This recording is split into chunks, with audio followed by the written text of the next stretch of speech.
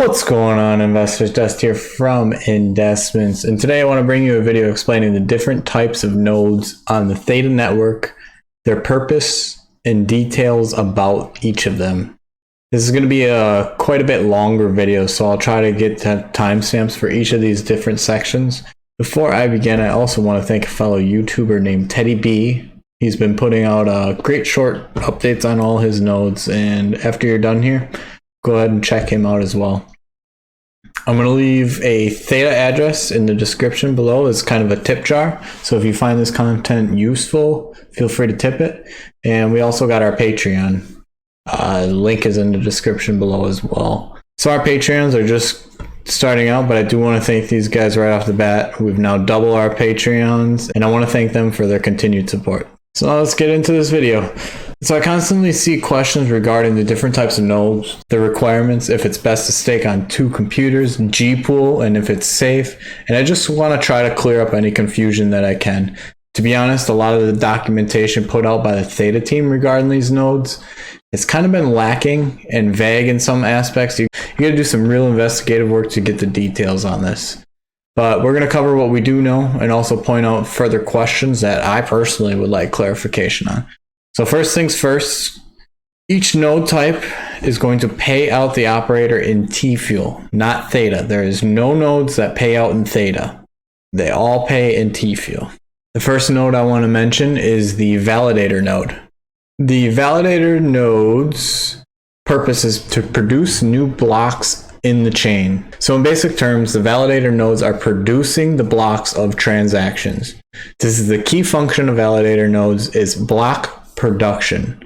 There is currently a committee of about 14 Validator nodes. Currently they are run by enterprises such as Theta Labs, Google, Samsung, Sony, Binance, etc. And it actually shows you directly on guardianmonitor.io. While the exact staking requirement isn't directly broadcast, you can't really find that anywhere, or at least I couldn't. The smallest of these Validator nodes currently is Gumi, which has 2 million Theta stake. It also isn't clear what kind of hardware is required to operate a Validator node, or if special permissions are required as well. But either way, it's pretty safe to say that operating a Validator node is out of the picture for any of us.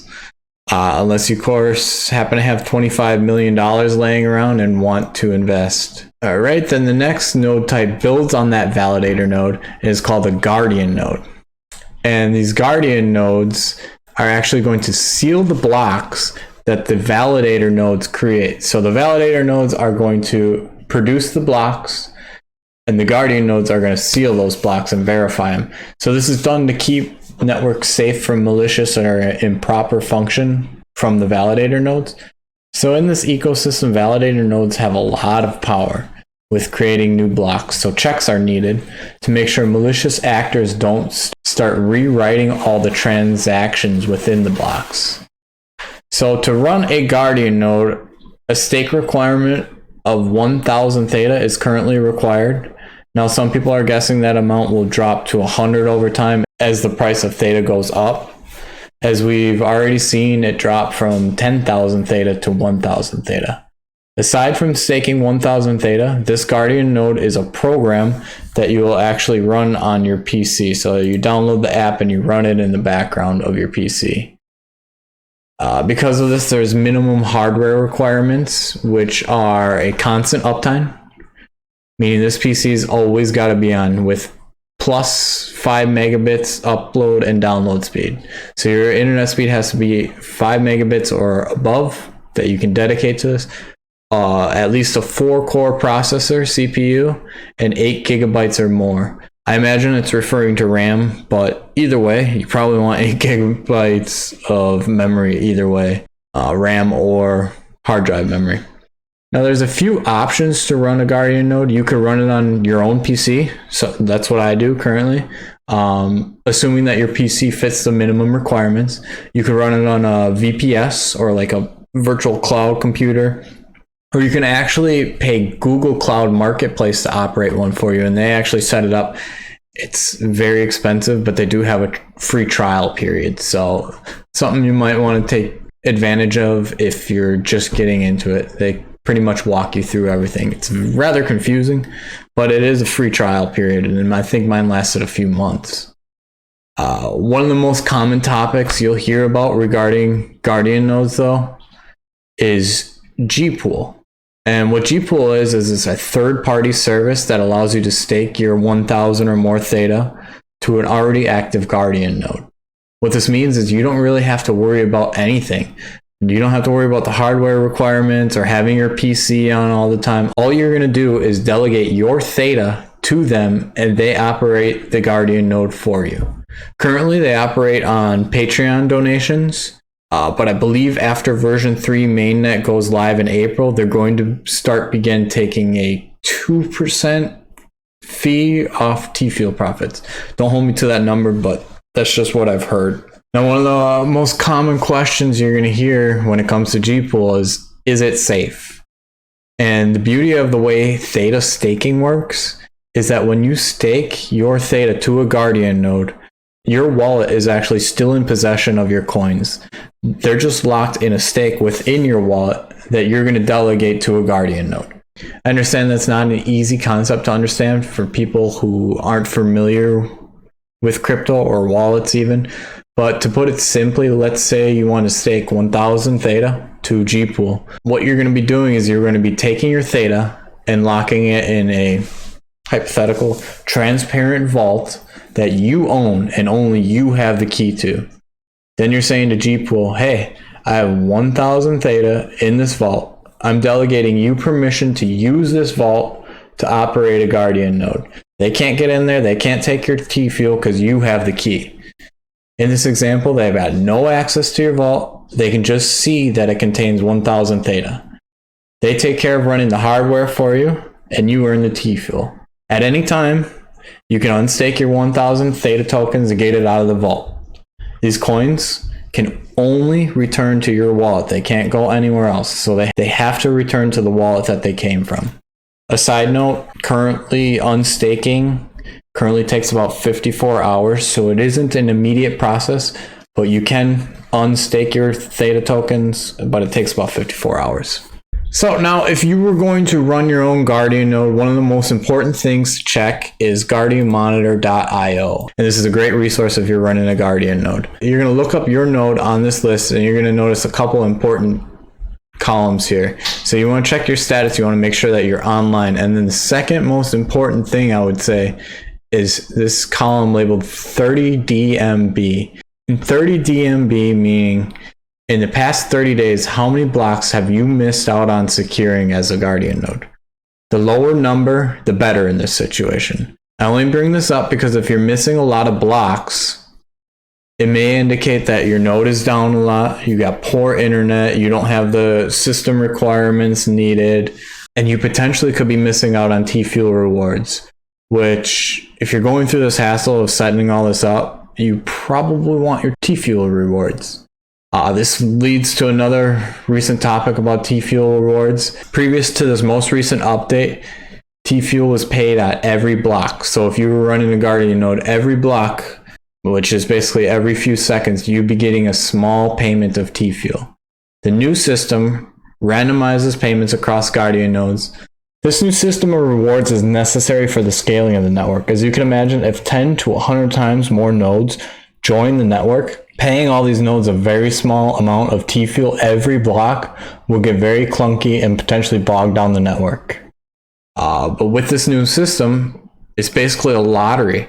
And every block, so every few seconds, 300 people get paid 12 Tfuel until everyone that's operating a Guardian node gets paid. So to give you a hypothetical example of this, every few seconds there's a lottery, and for each 1,000 Theta you have staked, you get one ticket in that lottery.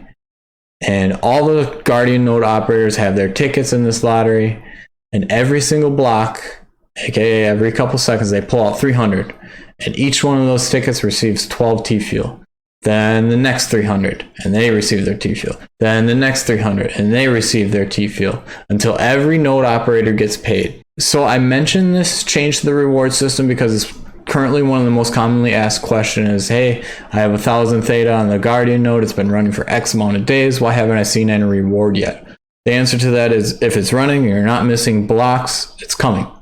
Just takes time. Smaller stakes take more time because the likelihood of their ticket being pulled out of that bucket is less than someone with, let's say, 1,000,000 Theta because they got more tickets.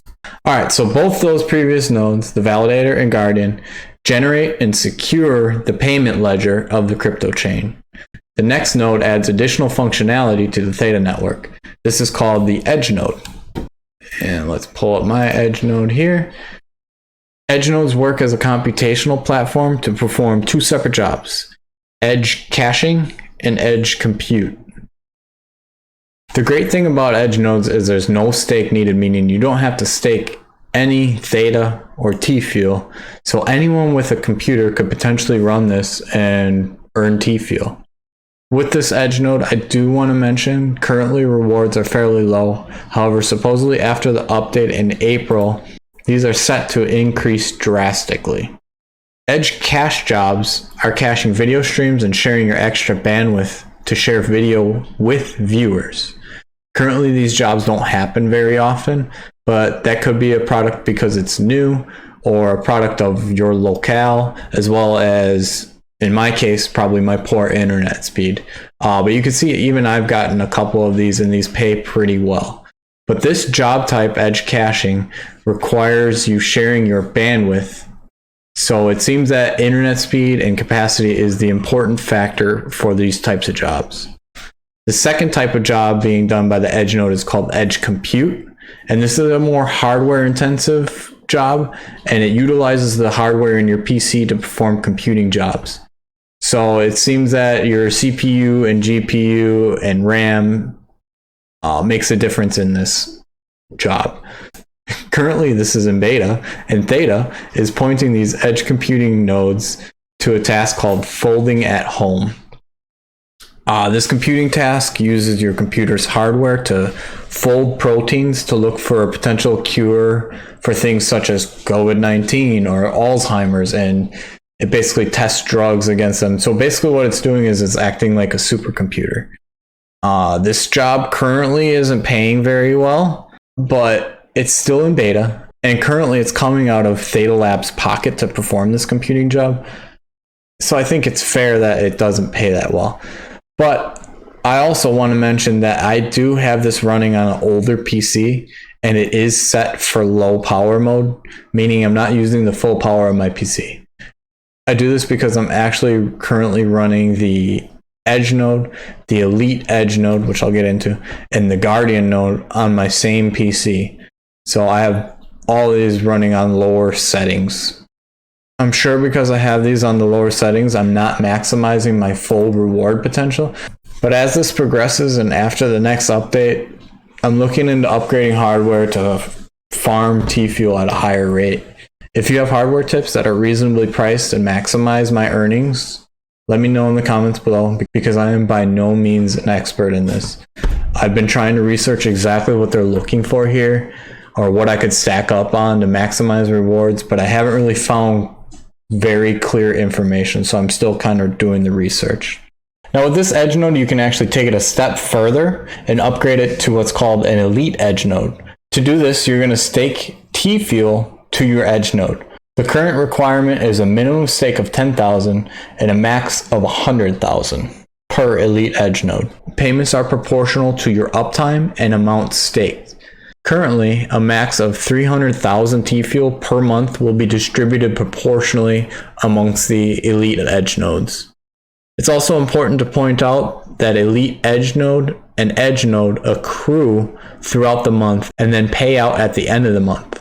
So you won't see these Tfuel balances in your wallets until the end of the month, but they do accrue on this app. So far, the payouts I've received on the Elite Edge node have outweighed my caching and computing jobs. I'm not sure this is going to be the case after the April update. Again, I've seen projections where Tfuel rewards are going to be much higher after this update. That remains to be seen. But with that, I believe that's all the important info on all these nodes. If you got corrections, comments, ideas for future videos, or tips, leave them below in the comments. I'm especially curious to know if you got suggestions on hardware for maximizing my edge node profits. I know this was a lot of content, so if you got this far and found value in this video, don't forget to like and subscribe for similar content. I'd really appreciate it. We're going to revisit these once we get the new version 3 mainnet going live in April. So look out for that video as well. Thank you so much for watching. I appreciate all of you. Until next time, later.